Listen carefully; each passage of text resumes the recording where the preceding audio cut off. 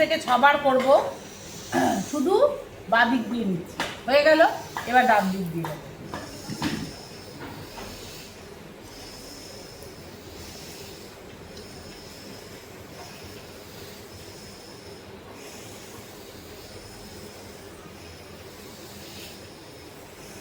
এবার বাঁ দিক দিয়ে নিয়ে ডান দিক দিয়ে ছাড়বো।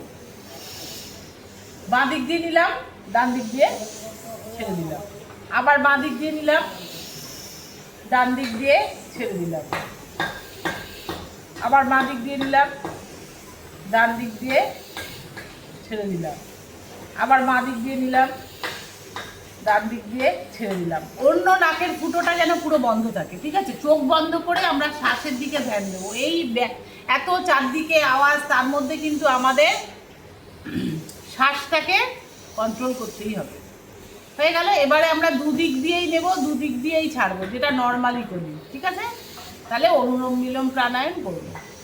একটুখানি শ্বাস নেব, ধরে রাখবো, তারপর শ্বাস ছাড়বো। কি বললাম আমি?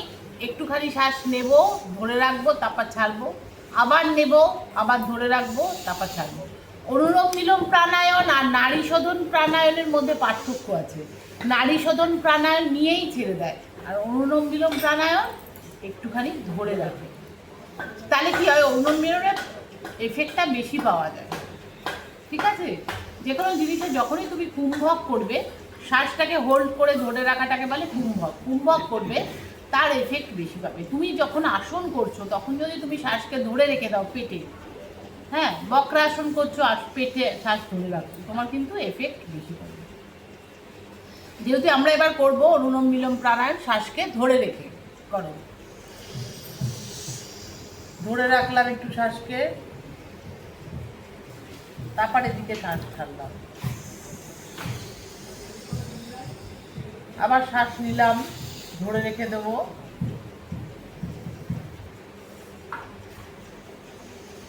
আবার শ্বাস ছাড়লাম। শ্বাসটা ছাড়ার পরই শ্বাস নেব না, আবার ওখানেও ধরে রাখবো। তারপরে আবার শ্বাস নেব, আবার ধরে রাখবো,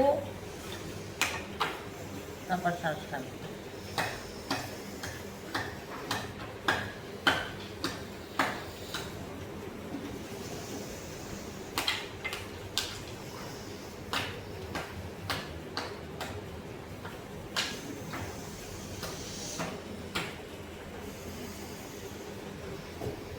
প্রত্যেকে খেয়াল করো যে শ্বাসটা নিজের হোল্ড করছো, ধরে রাখছো।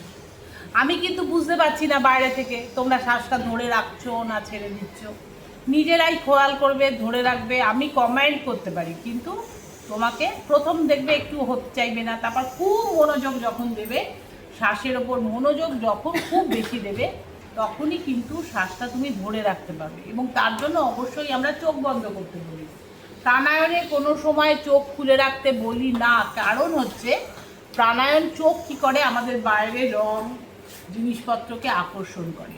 তাহলে আমাদের ধ্যান বাইরের দিকে চলে যায়, আমাদের শরীরের ভেতরে ধ্যান আসে না।